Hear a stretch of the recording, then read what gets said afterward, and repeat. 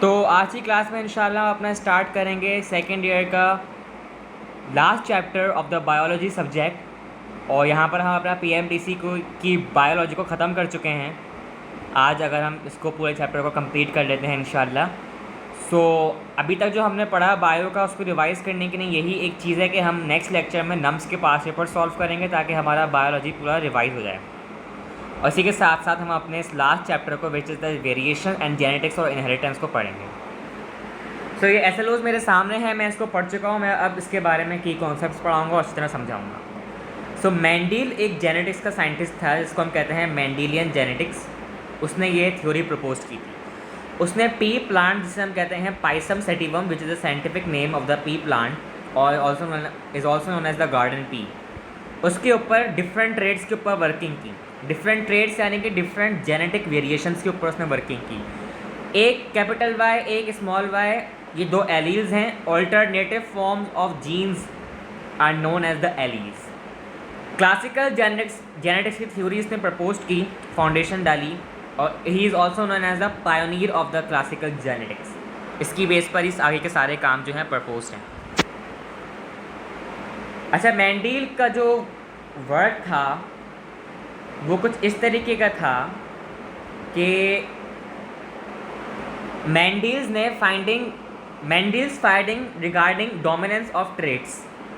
ठीक है, मेंडल ने क्या किया, मेंडल ने इंटरब्रेट किया the pea plant with red flowers and the pea plant with white flowers, दोनों को आपस में क्रॉस करा दिया। उसने क्या पाया, पी प्लांट सिर्फ रेड फ्लावर्स के थे, वाइट फ्लावर जो है कलर शो नहीं हुआ। मेंडल ने ये कहा कि जो रेडनेस आई है फ्लावर के अंदर वो डोमिनेंट है और जो वाइट कलर है वो रिसेसिव है। रिसेसिव हमेशा स्मॉल होगा और डोमिनेंट हमेशा कैपिटल होगा।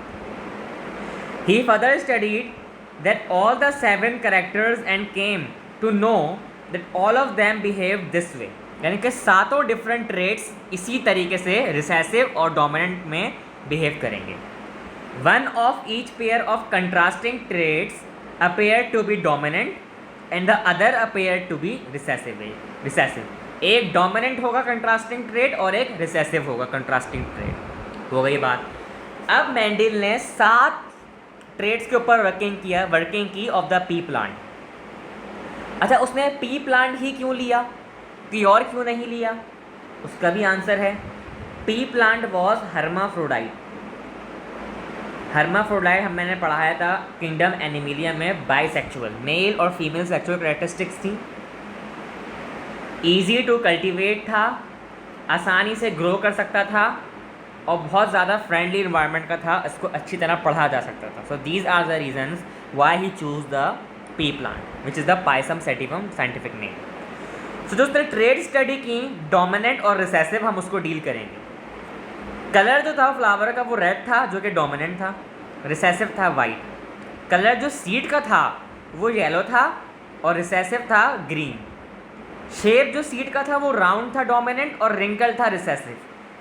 पॉड का जो कलर था जिसमें वो फ्लावर था वो ग्रीन था और रिसेसिव था येलो। फॉर्म ऑफ पॉड यानी कि शेप ऑफ द पॉड कैसा था, इन्फ्लेटेड था डोमिनेंट और कॉन्स्ट्रिक्टेड था रिसेसिव। सिर्फ याद करो, पोजीशन ऑफ फ्लावर डोमिनेंट थी एक्सिलरी और रिसेसिव की थी terminal. Height of the plant dominant थी टॉल और रिसेसिव में थी शॉर्ट। तो ये इसने 7 ट्रेट्स को पढ़ा डोमिनेंट और रिसेसिव के तरीके से। मेंडल यहाँ पर रुका नहीं, उसने आगे स्टडी की। What did Mendel do, Mendel ने क्या किया? Step number 1, self fertilization on of a true breeding variety. सबसे पहले तो उसने एक प्लांट को कहा कि तुम खुद ही आपस में सेल्फ फर्टिलाइज जाओ without any partner. Step number 2 में इसने क्या किया, क्रॉस फर्टिलाइजेशन करा दी दूसरी ब्रीडिंग्स के साथ, जो कि सिर्फ एक ट्रेट में डिफर करती थी, सिर्फ एक जीन में। अब या तो वो कलर की ट्रेट हो सकती है, या वो शेप की ट्रेट हो सकती है, या वो हाइट की ट्रेट हो सकती है। तो उसने आपस में दोनों को डिफरेंट ट्रेट्स से क्रॉस करा दिया। नंबर 3 स्टेप में उसने क्या किया, जो क्रॉस फर्टिलाइजेशन का प्रोडक्ट मिला था या सेल्फ फर्टिलाइजेशन का प्रोडक्ट मिला था उसी को उसने दोबारा फर्टिलाइजेशन करा दी। यानी कि F1 जनरेशन को, इसमें भी F1 जनरेशन को उसने क्रॉस फर्टिलाइज कराया स्टेप 3 में, और स्टेप 4 में उसको F2 जनरेशन मिल गई। सही है भाई, मिल गई। तो उसने क्या पाया, what did he get, all the offspring were identical to parents, अगर सेल्फ फर्टिलाइजेशन कराई तो सारे पेरेंट्स की तरह थे। अगर क्रॉस फर्टिलाइजेशन कराई all the offspring were round seeded. क्यों राउंड सीडेड थे, अब इसका मतलब समझ आएगा। तो स्टेप 3 में उसने सेल्फ फर्टिलाइजेशन कराई। 3/4 of F2 generation had round seeds and 1/4 had wrinkled seeds, यानी कि 75%, 3/4 इज 75% जो थे राउंड सीड थे, और 25% यानी कि 1/4 जो था आपका रिंकल्ड सीड थे। तो ये आपका स्टेप नंबर 3 में हुआ। स्टेप नंबर 4 में ये हुआ कि 1/3 of F2 round produced only round 2/3, अच्छा हाँ एक मिनट, 1/3 ऑफ F2 राउंड हुए थे और 2/3 जो थे आपके पास, नहीं यहाँ पे गड़बड़ हुई है, 1/3 of F2 round produced only round 2/3 of round produced.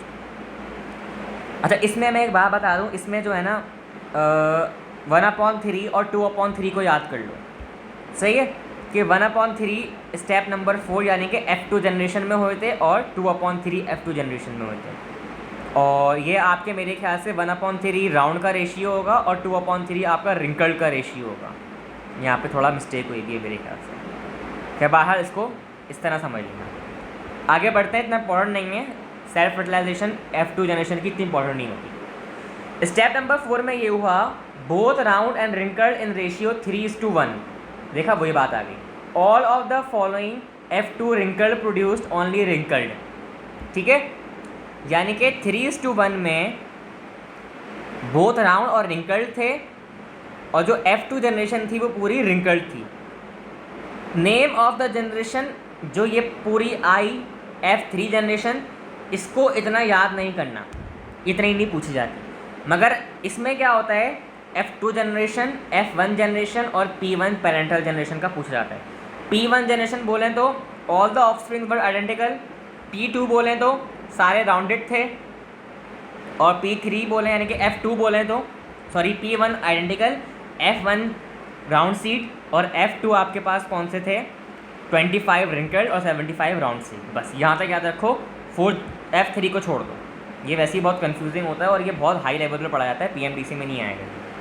आगे बढ़, मैंडल्स की इंटरप्रिटेशन उसने क्या कंक्लूड किया, क्या इंटरप्रिटेट किया। Mendel propose there are particular hereditary factors that determine the contrasting form of trait. कोई ऐसी जीन है जो कि इन दोनों एलील्स की कंट्रास्टिंग फॉर्म बता रही है, जैसे कि एक वाई कैपिटल और small Y. These factors carry hereditary information which is transmitted to the offspring, यानी कि एक जनरेशन से दूसरी जनरेशन में ट्रांसमिट हो रही है। Each P plant has pair of these factors, सही है, one from the mother and one other from the father, ये भी क्लियर है। Both of these hereditary factors control the expression of the trade की physical expression को दोनों appearance देते हैं ये दोनों factors. He denoted dominant factor with capital alphabet and recessive factor with small alphabets. For example, he denoted round seeded plants with R capital, which was dominant, and wrinkled seed plants with small r. The true breeding round seed plant has RR alleles. True breeding हमेशा कैसी होगी, RR RR RR RR, इस तरीके की true breedings होंगी, ठीक है। The true breeding wrinkled seed plant has RR alleles. When both the alleles of gene pair are same, the plant is said to be homozygous for that gene pair. बहुत आसान है, एक capital Y दूसरा भी capital Y, homozygous, एक capital Y small y, heterozygous. खत्म हो गई बात, आगे बढ़ते हैं। मेंडल ने क्या कंक्लूजन निकाली उसको पढ़ते हैं। मेंडल ने कंक्लूड किया दैट ड्यूरिंग गैमेट फॉर्मेशन, जब गैमेट्स की आपस में फॉर्मेशन होती है यानी कि एग और स्पर्म की, the allele pair gets separated from each other, हो गया सेपरेट, एक कैपिटल वाई इसके पास चला गया, एक स्मॉल वाई एक के पास चला गया। In this way each gamete gets only one allele for each trait, यानी कि हर ट्रेड के लिए, हर फिजिकल अपीयरेंस के लिए एक गैमेट होगा, एक एलील होगी, सही है। Half the gametes got one allele and the other half got the other allele, हो गई ये बात। फर्टिलाइजेशन कैसी होती है, random. When male gamete carrying are fertilized with the female gamete carrying R. The offspring obtained were RR, एक mother एक father. Since R is dominant, all the offspring will be round seeded plants. सारे offsprings होंगे round seeded. When both the alleles of gene pair are different, the plant is said to be heterozygous. For that gene pair अभी मैंने बताया, this is the genotype. ये genotype होता है.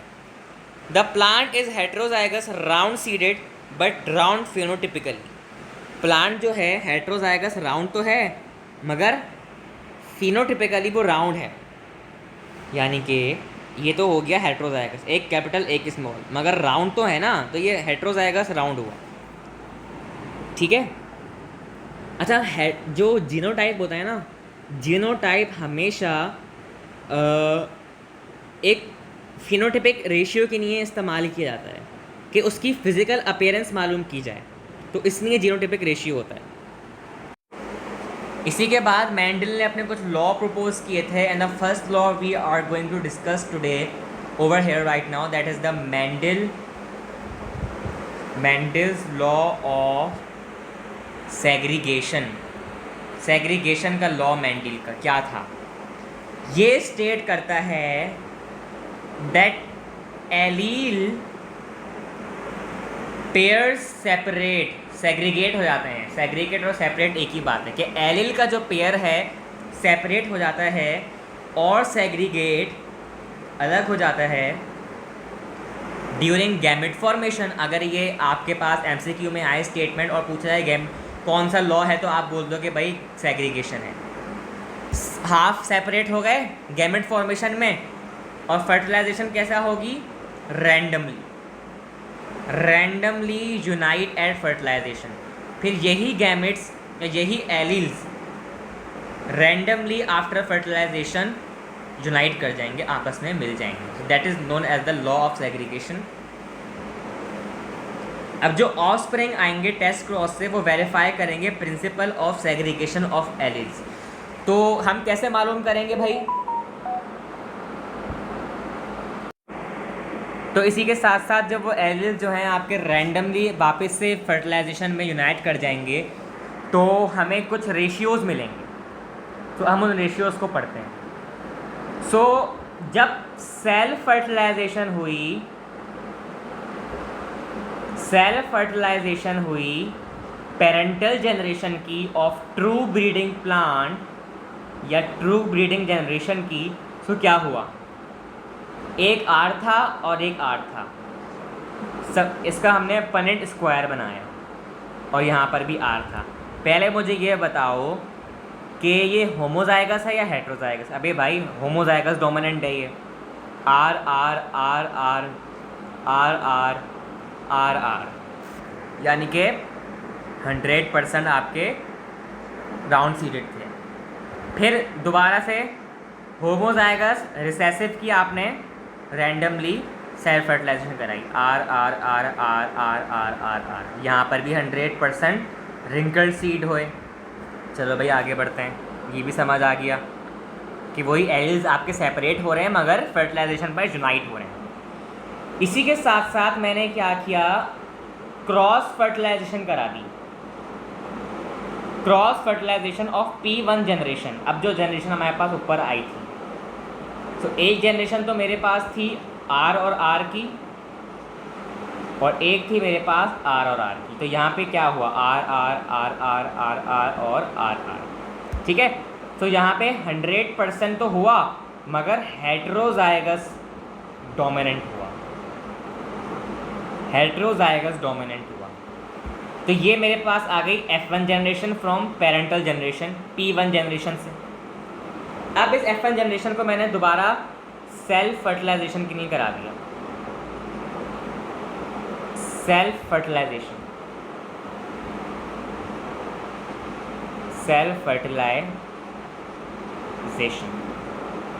Are R R are.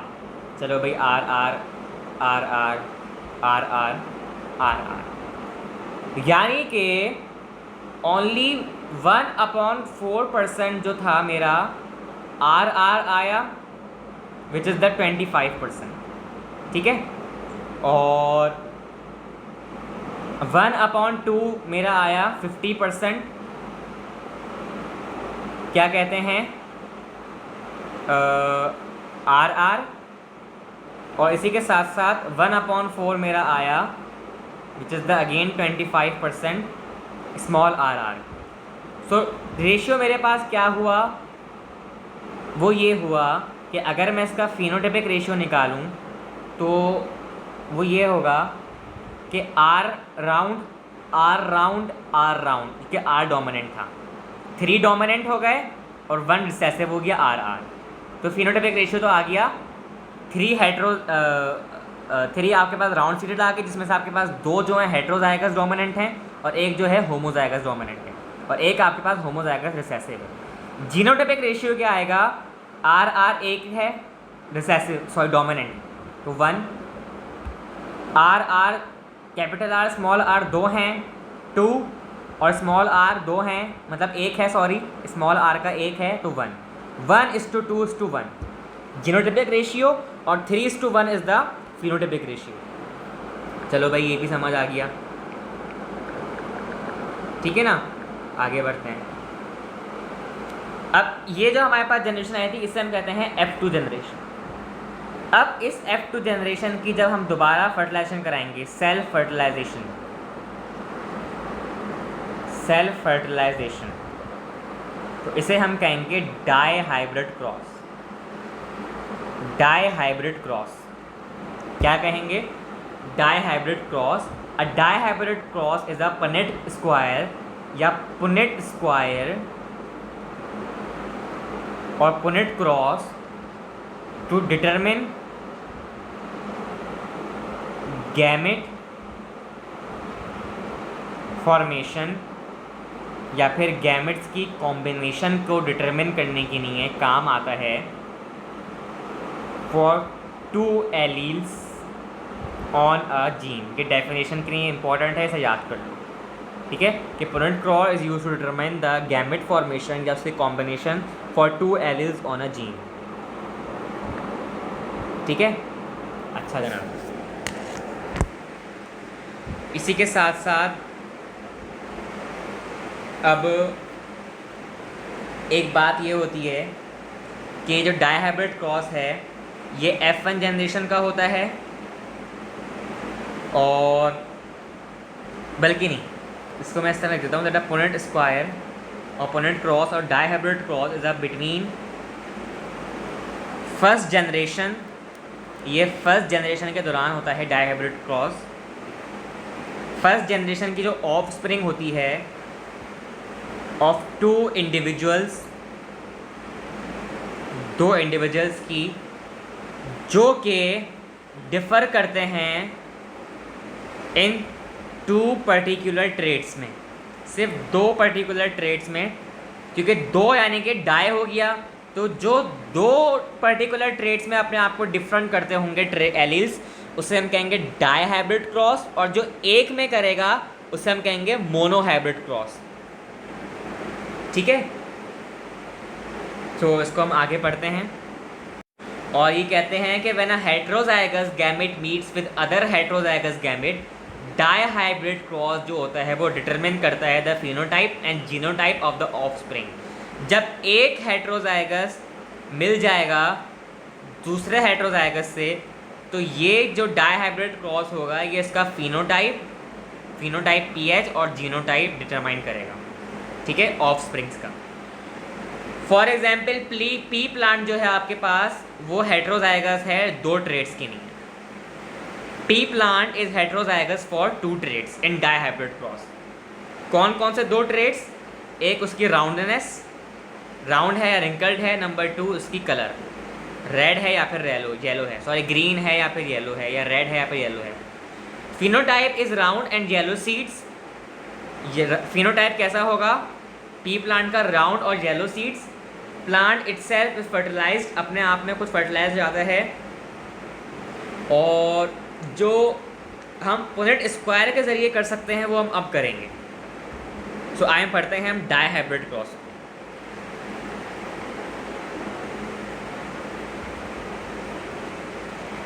ठीक है।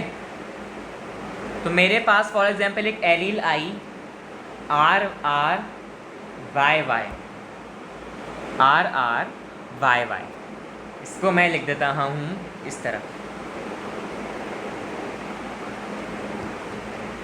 बल्कि नहीं, ये बॉक्स बड़ा अच्छी तरह बनाना पड़ेगा मुझे। चलो बना लेते हैं, मसला नहीं है।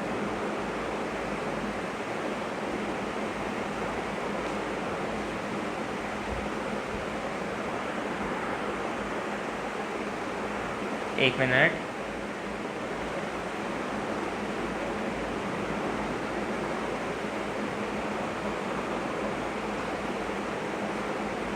ठीक है।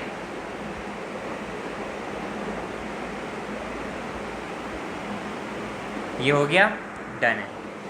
अब मेरे पास फॉर एग्जांपल मुझे एलीज दी गई आर आर वाई वाई, तो मैं क्या करूँगा, सबसे पहले मैं इनको इंडिपेंडेंटली असॉर्ट कर लूँगा इस तरीके से कि एक आर वाई यहाँ पर हो जाएगा, एक आर वाई स्मॉल यहाँ पे हो जाएगा, एक आर वाई यहाँ पे हो जाएगा और एक आर वाई यहाँ पे हो जाएगा।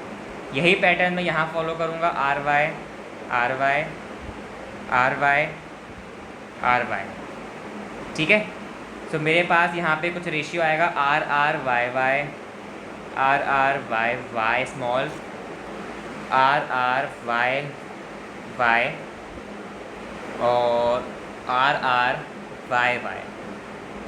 यहीं पे R R Y Y, R R Y Y और R R Y Y, R R Y Y.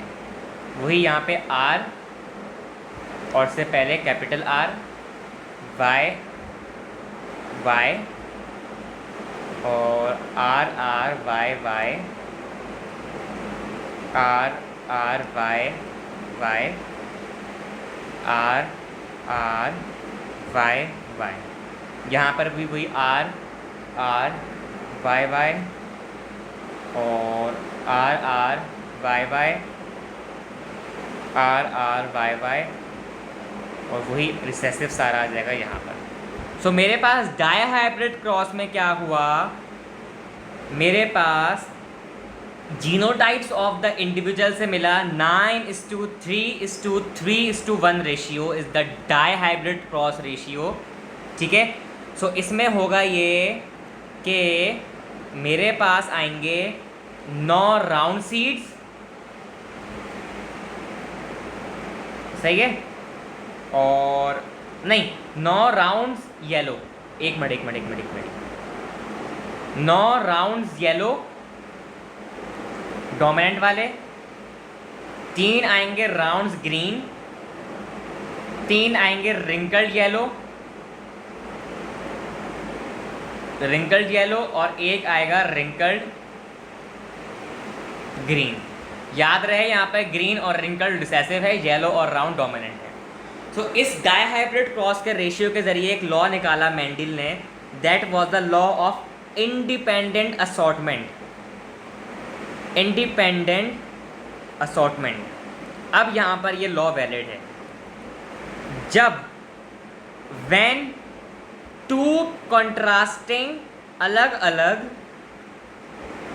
Pairs of trades, एक अलग है एक अलग है, आर और वाई, आर और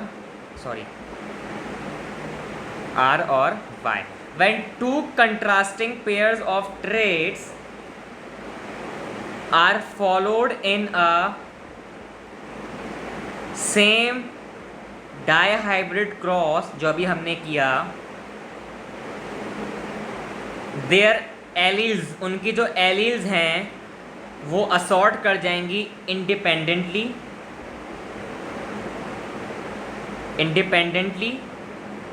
इनटू गैमेट्स, वो गैमेट्स के अंदर इंडिपेंडेंटली असॉर्ट कर जाएंगे। So this was the law of independent assortment which was proposed by the Mendel of the dihybrid cross which propose the ratio of 9:3:3:1। तो इसी के बाद मेरे पास एक टर्म है which is a null hypothesis and probability level. Probability level का मतलब ये किसी चीज़ की कितनी पॉसिबिलिटी है होने की, और नल हाइपोथेसिस क्या है। Null hypothesis is a type of statistical hypothesis, एक डाटा टाइप हाइपोथेसिस है. The scientist assumes that there will be no difference between observe and expected data. जो हमने एक्सपेक्ट किया था और जो हमने ऑब्जर्व किया है उसके दरमियान कोई डिफरेंस नहीं है. After the completion of the experiment it is supported और डिसप्रूव. या तो ये सपोर्ट किया जाएगा या ये डिसप्रूव किया जाएगा. अच्छा भाई, probability is the chance of an event to take place, कि अगर मैं कल पार्टी में जा रहा हूँ तो उससे कितने चांसेस हैं मेरे जाने के और कितने चांसेस हैं नहीं जाने के. That is the probability. In case of monohybrid cross of F1 generation, the independent chance of seed to be round is 3/4 and to be wrinkled is 1/4. समझ आया मतलब? यानी कि F1 जनरेशन में 3/4 के चांसेस राउंड के कितने, यानी कि राउंड के कितने चांसेस हैं 3/4 यानी कि 75%, और 1/4 रिंकल्ड के हैं 25%. ये हम पहले पढ़ चुके हैं. चलो भाई पढ़ लिया. मगर जब हम डायहाइब्रिड क्रॉस में बात करते हैं, जो हमारे पास इंडिपेंडेंट असॉर्टमेंट का लॉ था, the probability of each joint phenotypic combination can be found out by multiplying probabilities of individual phenotypes. एक फिनोटाइप को दूसरे फिनोटाइप से मल्टीप्लाई करके हमें उसकी प्रोबेबिलिटी मालूम की जा सकती है, जो हमने ऊपर फाइंड किया, which was a 9:3:3:1 ratio. That is known as the null hypothesis. ये MCQ के लिए बड़ा इंपॉर्टेंट है. अब मेरे पास बड़ी इंपॉर्टेंट टर्म्स आ रही हैं. पहले मैं SLO में देख लूँ क्या वो टर्म्स हैं या नहीं है, तो मैं उसको पढ़ाऊँगा, वरना नहीं. तो हमारे पास Mendel assortment, crossing over, independent assortment. अच्छा जनाब, हमारे पास मेरे ख्याल से को डोमिनेंस और इनकम्प्लीट डोमिनेंस नहीं है यार इस बार. मेरे ख्याल से नहीं है, क्योंकि क्रॉसिंग ओवर अभी पढ़ाऊँगा मैं और सेक्स लिंकेज पढ़ाऊँगा. नहीं, को डोमिनेंस वगैरह नहीं है हमारे पास. चलो शुक्र, जान छुट्टी, वरना ये भी हालांकि आसान टॉपिक था. फिर बहरहाल अब मैं पढ़ाना चाहता हूँ क्रॉसिंग ओवर ऑफ क्रोमोसोम्स. ठीक है, चलो भाई क्रॉसिंग ओवर को पढ़ते हैं. तो क्रॉसिंग ओवर ऑफ क्रोमोसोम को पहले हम समझते हैं क्या है. क्रॉसिंग ओवर ऑफ क्रोमोसोम्स, भाई सबसे पहले तो क्रॉसिंग ओवर का मतलब जहन में बिठा लो, जीन की एक्सचेंजिंग क्रोमोसोम्स के ज़रिए. अब मेरे ख्याल से बात हो गई आसान. ड्यूरिंग मियोसिस, जब आपका मियोसिस होता है जिसमें आपके half number of daughter cells produce होते हैं, the replicated homologous chromosomes are linked through a process known as synapsis and crossing over takes place. क्या मतलब? ये मेरे पास एक क्रोमोसोम है, ये मेरे पास एक क्रोमोसोम है, ये मेरे पास एक क्रोमोसोम है, ये मेरे पास एक क्रोमोसोम है, ये एक क्रोमोसोम है, ये एक क्रोमोसोम है. ये मियोसिस से पहले ही कंडीशन है, क्रॉसिंग ओवर नहीं हुई. मियोसिस के बाद ये हुआ, ये क्रोमोसोम एक ये, एक ये, एक ये, अगले क्रोमोसोम के नॉन सिस्टर क्रोमैटिड के साथ जाकर एक्सचेंज हो जाए. तो यहाँ पर एक पॉइंट होगा जिसे हम कहेंगे साइनेप्सिस. तो यहाँ पर जाके इन दोनों का जेनेटिक मटेरियल आपस में एक्सचेंज होगा और जाकर एक न्यू वैरायटी का मिलेगा कि इसमें इसके कैरेक्टर्स होंगे और इस वाले में इसके कैरेक्टर्स होंगे अगले क्रोमोसोम के. So these were the non sister chromatids, और ये हमारे पास दोनों आपस में हैं सिस्टर क्रोमैटिड्स. समझ आ गई ये बात? ठीक है. The portion of homologous chromosome is exchanged, अभी हमने पढ़ा. जो हमारे पास ये बने 4, 1 2 3 4, इसे हम कहेंगे टेट्राड. 4 हो गए. Because of crossing over some chromosomes are seen to have recombined segments of the original parental chromosomes. कुछ के पास पेरेंटल फीचर्स आएंगे, कुछ के पास न्यू फीचर्स आएंगे. So this is what we call crossing over. ठीक है. सो एक वैल्यू होती है जिसे हम कहते हैं क्रॉस ओवर वैल्यू, न्यूमेरिकल में आती है क्रॉस ओवर वैल्यू. इसका फॉर्मूला याद कर लो, COV which is the cross over value is equal to number of recombinants कि अगर मेरे पास 4 रिकॉम्बिनेंट्स बने हैं तो वो हो गया डिवाइडेड बाय टोटल ऑफस्प्रिंग। अगर 2 हैं ऑफस्प्रिंग और 4 रिकॉम्बिनेंट्स बने हैं तो उसको डिवाइड कर दो और मल्टीप्लाई बाय 100 कर दो। So here we get cross over value. So this is the formula you have to learn. ठीक है, अब हम बिल्कुल इसके एंड पे बढ़ते हैं इस चैप्टर के। सो अब हमारे पास एक टर्म है that is the cross multiple alleles. So multiple alleles जिसके पास 2 से ज़्यादा एलील्स हों उसको हम कहते हैं मल्टीपल एलील्स। और इसकी जो एग्जाम्पल है वो है blood grouping system in humans. Blood grouping in humans is the type of multiple allele system जिसमें 2 से ज़्यादा एलील्स हैं, यानी कि ऐसा ब्लड ग्रुप जिसके परसेंट एक इंसान के ऊपर प्रेजेंस या फिर एब्सेंस ऑफ सर्टेन कुछ स्पेसिफिक सब्सटेंसेस हों, या तो हों या ना हों, उन सब्सटेंस को हम कहते हैं antigens. That is we called multiple alleles. इसको यहीं तक पढ़ो, बाकी ज़्यादा डिटेल में जाने की ज़रूरत नहीं। ठीक है, अच्छा अब एक और चीज़ होती है हमारे पास जो हम कहते हैं जीन लिंकेज। बल्कि इसको देख लेता हूँ, सिलेबस में है हमारे पास जीन लिंकेज, तो पढ़ा देता हूँ। हाँ बिल्कुल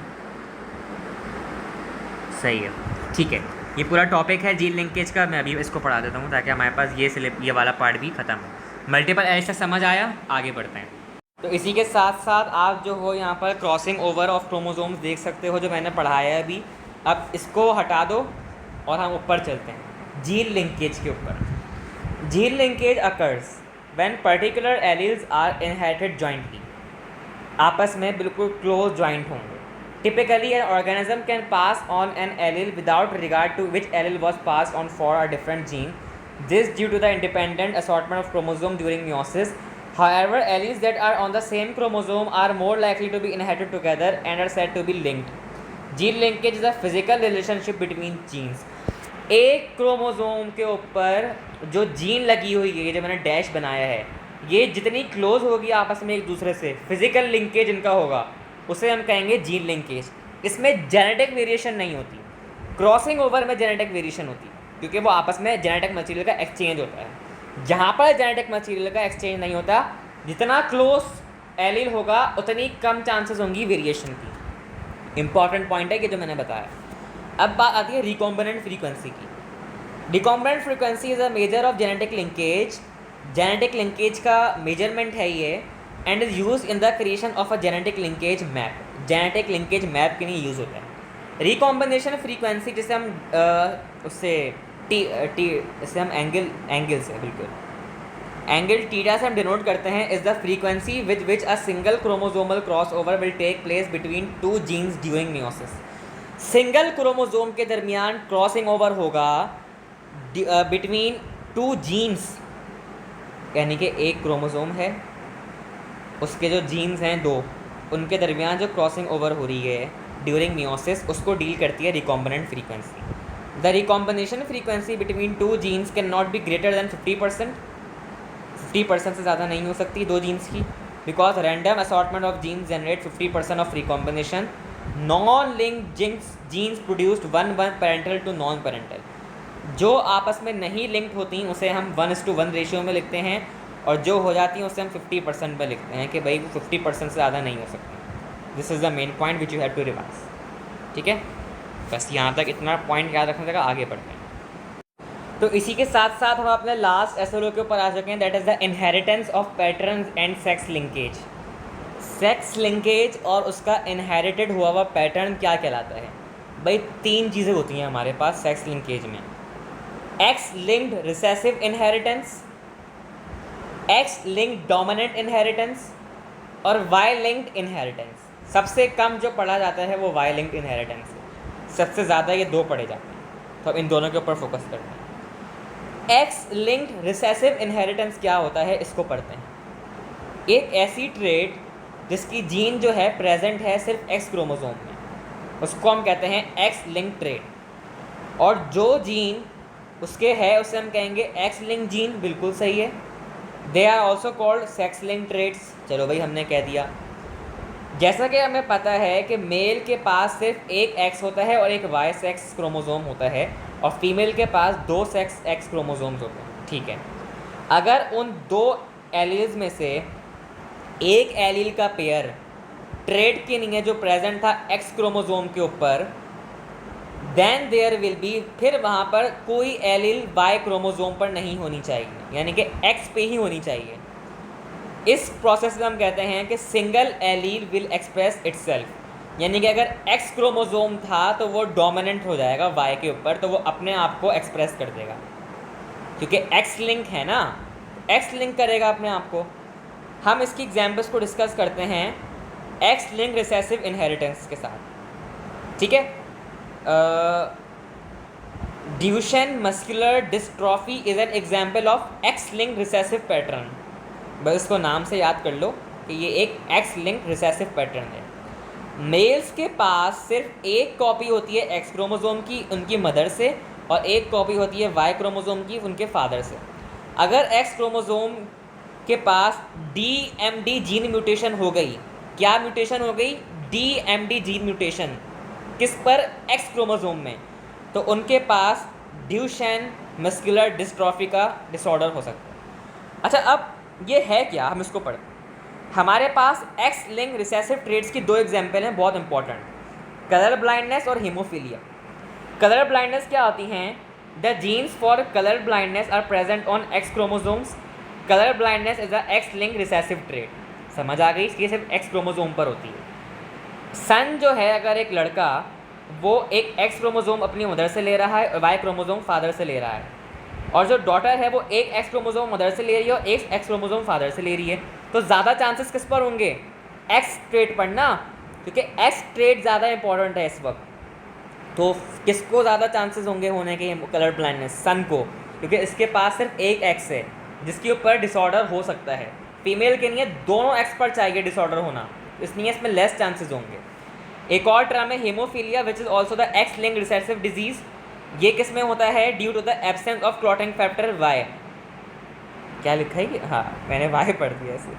अच्छा, it occurs due to the, इसका बता दूँ, एक हमारे पास हार्मोन होता है फिब्रिनोजेन, सॉरी प्रोटीन होता है fibrinogen is the blood clotting factor, या प्लेटलेट्स भी हो सकती हैं। तो ब्लड क्लॉटिंग फैक्टर 8 जो है एब्सेंट होता है, तो इसमें आपकी ब्लड क्लॉटिंग नहीं होती। तो जब ब्लड जो होता है आपका क्लॉट नहीं होता, और अगर पर्सन इससे इंजरी से हो गया तो एब्सेंस ऑफ ब्लड क्लॉटिंग की वजह से वो ब्लड जो है आपका मज़ीद निकलता रहेगा, और आपकी इसमें डेथ भी हो सकती है सर्टेन केसेस में।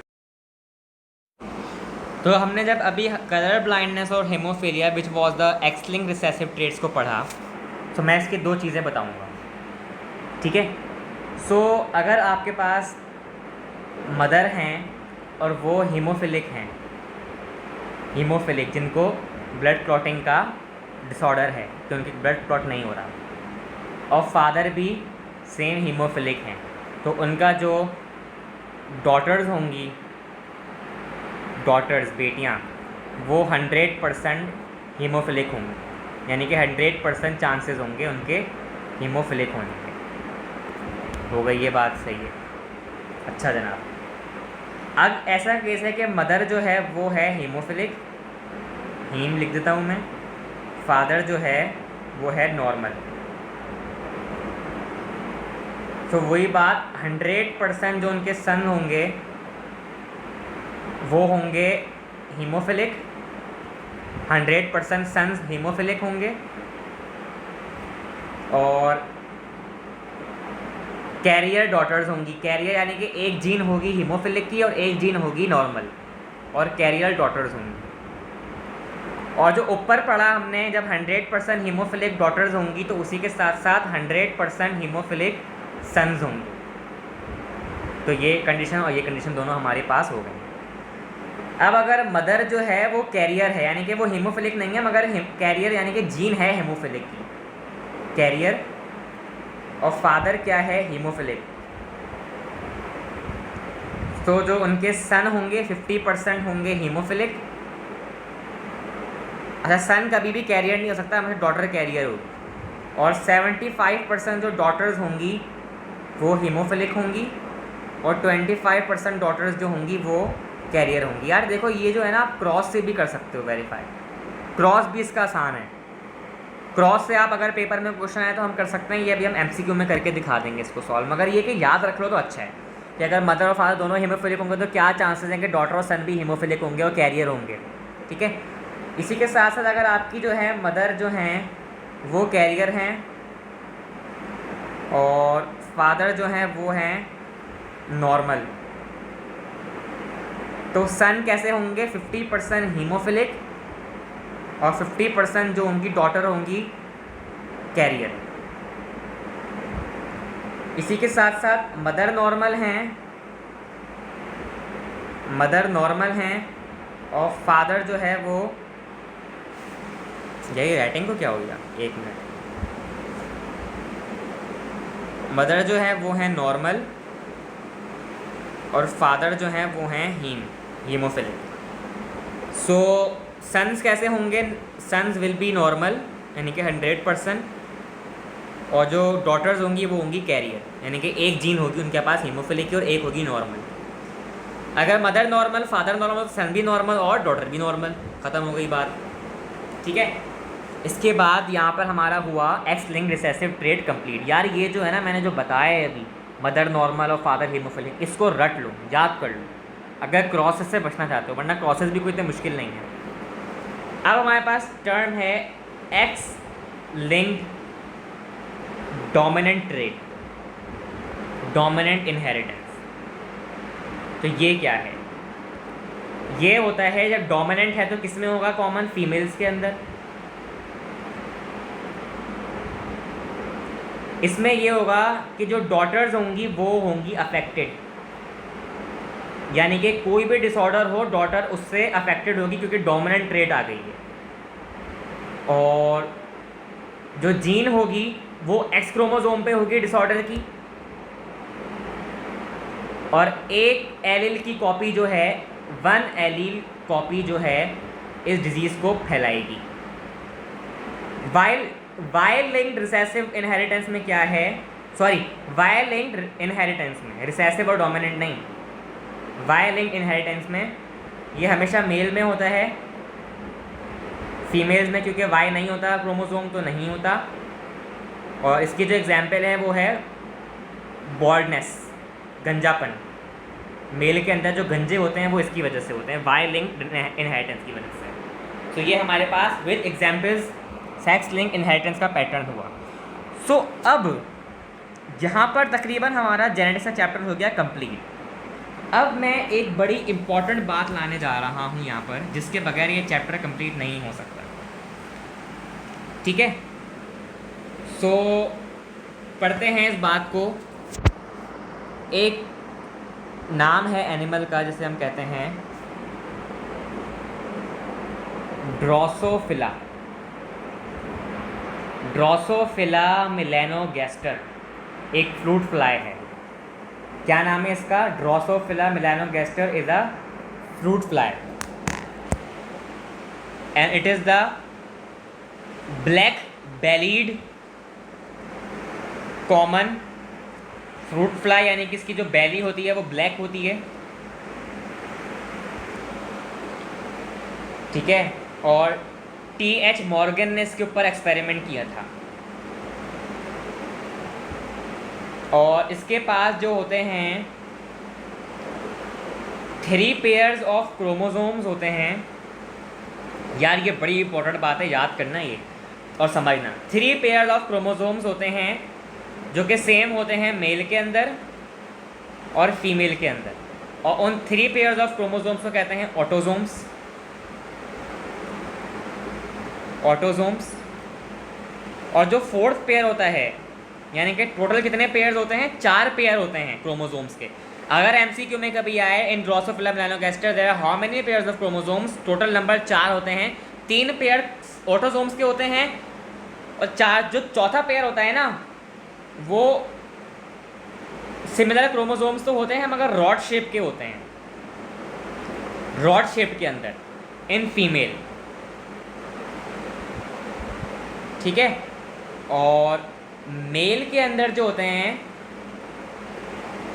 1 क्रोमोसोम होता है, 1 क्रोमोसोम जो होता है वो रॉड होता है, और जो अदर होता है वो हुक होता है। हुक यानी कि बताता हूँ। और जो 4th पेयर होता है ये कहलाता है सेक्स क्रोमोसोम, क्योंकि ये फीमेल या मेल का सेक्स डिसाइड करता है। तो इसकी डायग्राम कुछ इस तरह है, एक ये, एक ये, एक ये, एक ये, एक ये, एक ये, एक ये। तो ये इसका, 1 मिनट, तो ये इसका फीमेल क्रोमोसोम है। मगर जब मैंने मेल का बताया था तो क्या तीनों ऐसे ही होंगे, मगर चौथे पेयर में एक हुक शेप होगा इस तरीके का। So that is the male chromosome. ठीक है। सो ऐसा इनहेरिटेंस जिसमें सेक्स के ज़रिए मालूमात की जाए कि ये क्या है, इसका ट्रेट क्या होगा, उसे हम कहते हैं सेक्स लिंक रिसेसिव ट्रेट। ठीक है। So that is what we call genetics. और इसकी जो हमारे पास चीज़ें होती हैं वो इस टाइप की होती हैं। ठीक है। अच्छा, अब मैं एक जेनेटिक क्रॉस बनाने जा रहा हूँ। जेनेटिक क्रॉस जो कि हमारे एसएलओ में ख़ास तौर पर मेंशन है। ठीक है। सो भाई अब यहाँ देख लो, ये बात आखिरी है, इसके बाद कोई बात नहीं होगी। और यहाँ पर हम अपना ये टॉपिक ख़त्म करेंगे। ये सुन ली, समझ लो, बात बहुत अच्छी तरह सुन लो। मेरे पास ड्रोसोफिला मेलानोगास्टर है, ग्रे नॉर्मल, ये टेस्ट क्रॉस है ना, ये टेस्ट क्रॉस हाईलाइट किया हुआ है सिलेबस में। ग्रे नॉर्मल को क्रॉस करा दिया गया ब्लैक वेस्टिजियल से। ये किसी बुक में नहीं है, मैंने बड़ा ढूंढ के निकाला है और ये एसएलओ में मेंशन है। ग्रे नॉर्मल की जो जीन्स हैं या एलील्स हैं वो है VBB, यानी कि डोमिनेंट VBs, और जो ब्लैक वेस्टिजियल है उसकी है रिसेसिव VBs। ठीक है। चलो भाई, हो गया। जब इन दोनों का आपस में क्रॉस कराया तो एक आ गया डोमिनेंट यहाँ से और एक आ गया यहाँ से रिसेसिव। तो डोमिनेंट रहेगा, तो सारी ग्रे हो गई ना, क्योंकि ग्रे डोमिनेंट थी, तो सारी ग्रे नॉर्मल आ गई। ठीक है। जब सारी ग्रे नॉर्मल आ गई तो जब गैमेट्स की फॉर्मेशन हुई as the law of independent assortment states, capital V और कैपिटल B तो रहा, स्मॉल v और स्मॉल b भी रहा। तो क्या यहाँ पे क्रॉसिंग ओवर हुई? No crossing over. Crossing over तो हुई नहीं, जेनेटिक मटेरियल तो एक्सचेंज ही नहीं हुआ। मगर यहाँ पर कैपिटल V और स्मॉल b आ गया, और यहाँ पर स्मॉल v और कैपिटल B आ गया, तो यहाँ तो क्रॉसिंग ओवर हुई, यहाँ तो क्रॉस ओवर हुआ। सो अगर मैं एक स्क्वायर बनाऊं और यहाँ पे मैं लिखूं कि मैं ब्लैक वेस्टिजियल जो जीन थी स्मॉल v और स्मॉल b, ब्लैक वेस्टिजियल, इसको मैं ले लूँ इस साइड पे और मैं एक बना दूँ बॉक्स, उसके मैं कर दूँ 3 हिस्से। चलो भाई, कर दिए। और एक हिस्से पे मैं लिखूँ capital V, capital B, small v, small b, capital V और स्मॉल b, क्रॉसिंग ओवर वाला स्मॉल v और कैपिटल B। सो अगर ये कैपिटल V और कैपिटल B इस रिसेसिव वाले के साथ रिएक्ट कर गया तो स्मॉल v और स्मॉल b आ गया। यही बात यहाँ पर होगी, VB दोनों स्मॉल हो गए। यही बात यहाँ पर होगी, VB और VB, small v capital V, small b और स्मॉल b। यहीं पर वही बात हो गई, small v capital V, B और स्मॉल b। तो देखा ये क्या कि ग्रे वेस्टिजियल यहाँ पर आ गए,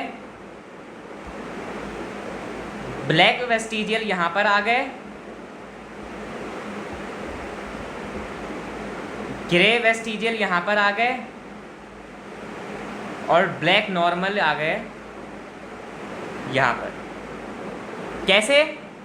VB। एक मिनट, गड़बड़ हो गई यहाँ पर, गड़बड़ हो गई। चलो कोई मसला नहीं, गड़बड़ हो गई। क्रॉस सही बनाए, गलत चीज़ लिख दी। जब V और कैपिटल B डोमिनेंट था तो यहाँ तो ग्रे नॉर्मल हो गया ना, ग्रे नॉर्मल, क्योंकि डोमिनेंट तो ये हो गया। यहाँ पर रिसेसिव था तो यहाँ पे हो गया ब्लैक वेस्टिजियल, ब्लैक वेस्टिजियल। यहाँ पर क्या हुआ, कैपिटल B तो था यानी कि ग्रे तो हो गया, मगर स्मॉल b था तो ग्रे वेस्टिजियल यहाँ आ गया, और यहाँ पर स्मॉल v और कैपिटल B यानी कि ब्लैक नॉर्मल हो गया। तो वही बात, इन दोनों में आपस में क्रॉसिंग ओवर हो गई। ठीक है, तो ये हमारे पास था इसका क्रॉस जिसको हम, तो इस पूरे टेस्ट क्रॉस को मैं अपने हैंड रिटन के राइटिंग के ज़रिए समझाऊंगा, जो मैंने अपने आगा खान के सेकेंड ईयर के फाइनल पेपर्स के लिए नोट्स बनाए थे, तो उसमें से ये एक था जिससे मुझे इस टेस्ट क्रॉस को समझने में आसानी हुई। तो मैं वो समझाता हूँ ताकि आपको समझ आए। डोमिनेंट एलील थी V, capital V, normal wings. Recessive allele थी small v, vestigial wings. Dominant allele थी B, ग्रे बॉडी कलर। ठीक है, रिसेसिव एलील थी small b, black body colour. ठीक है, they are link together V with capital B, small v with small b, and they are inherited together. When homozygous VVBB fly is crossed with homozygous VVBB fly small, all offspring are grey bodies and normal winged in F1 generation। हमने पढ़ लिया, आगे हमने ऊपर देखा था, यही बात देखी थी, सारी ग्रे नॉर्मल थी आपके पास F1 में, बिल्कुल सारी ग्रे नॉर्मल थी। चलो भाई आगे आते हैं। When one of these heterozygous fly, capital V small v, capital B small v is crossed with homozygous recessive small VVBB, then because of linkage and no crossing over, यानी कि linkage और crossing over ना होने की वजह से to offspring जो हैं इक्वल तो हुई, black bodied vestigial winged VVB and grey bodied normal winged VVBB, मगर कुछ क्रॉसिंग ओवर की वजह से आपके पास दो ऑफस्प्रिंग डिफरेंट हो गई, जैसा कि हम देख सकते हैं ग्रे वेस्टिजियल और ब्लैक नॉर्मल। तो ये हमारे पास असल में Drosophila melanogaster which has 4 pairs of chromosomes, उसका हमारे पास ये सेक्स लिंक पैटर्न है।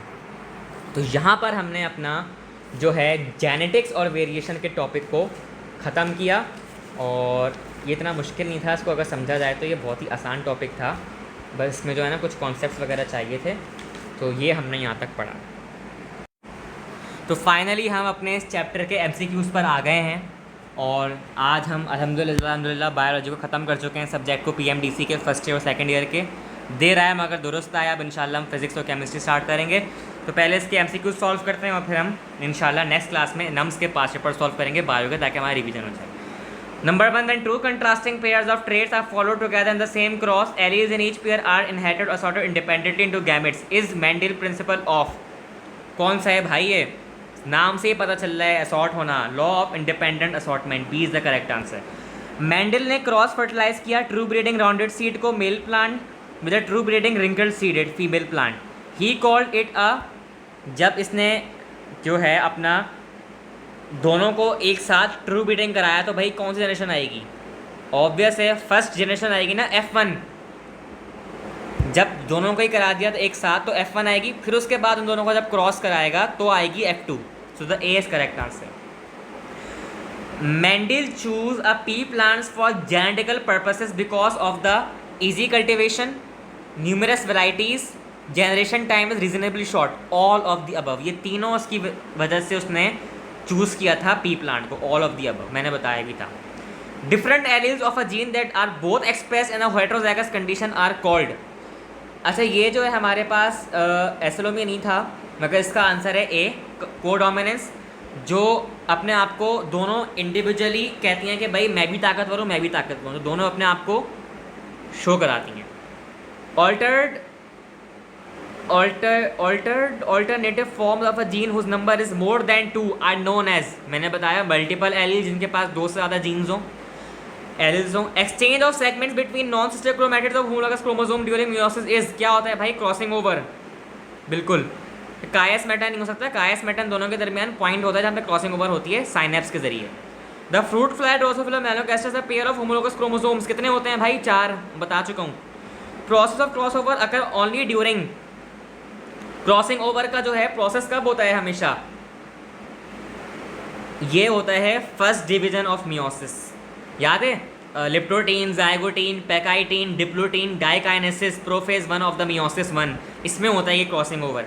चलो ये तो खैर चैप्टर नहीं है हमारे सिलेबस में इस बार अल्हम्दुलिल्लाह। Presence of alleles TT will produce phenotype, TT यानी कि स्मॉल स्मॉल यानी कि dwarf, B is the correct answer.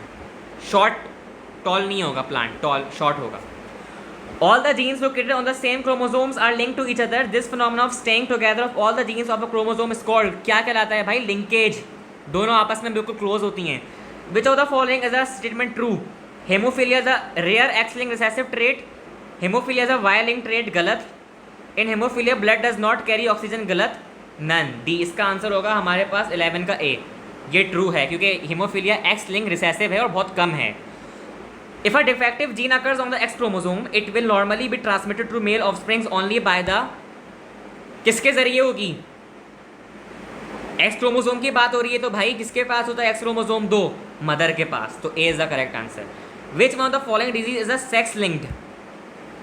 Obvious है यार, 13 का ऑप्शन C होना चाहिए, haemophilia is the sex linked recessive trait. What is the risk of hemophilic child in a family when mother is hemophilic and father is normal? वाह, ये मैंने क्या कहा था? चलो और टेबल पर जाते हैं। मदर हीमोफिलिक है और फादर है नॉर्मल। चलो भाई देख लेते हैं, जब भी मैंने कहा था याद कर लो, ये MCQ में आता है। अच्छा भाई, मदर हीमोफिलिक हैं, फादर नॉर्मल हैं, और पूछा जा रहा है कि हीमोफिलिक चाइल्ड का फैमिली में रेशियो क्या होगा? तो 100% हीमोफिलिक सन्स होंगे और कैरियर डॉटर्स होंगी। सो इसका आंसर हमारे पास होगा, क्योंकि 100% ये लोग कह रहे हैं ना, एक मिनट ऊपर आ जाओ। Haemophilic child in a family when mother is haemophilic and father is normal, हाँ तो ठीक है 50% होगा, क्योंकि चाइल्ड की बात हो रही है। अब वो फीमेल भी हो सकती है और मेल भी हो सकता है, तो 25 और 75 तो कट गया। अब बचे ये दोनों, 100% तो सन होंगे, डॉटर नहीं, तो हमारे पास ऑप्शन बचा 50%, so 50 is the correct answer. ठीक है, तो यहाँ पे हमने अपना ये वाला चैप्टर ख़त्म किया। इंशाल्लाह हम नेक्स्ट क्लास में नम्स के पास्ट पेपर सॉल्व करेंगे और फिर हम आगे बढ़ जाएंगे फिज़िक्स की में। अल्हम्दुलिल्लाह।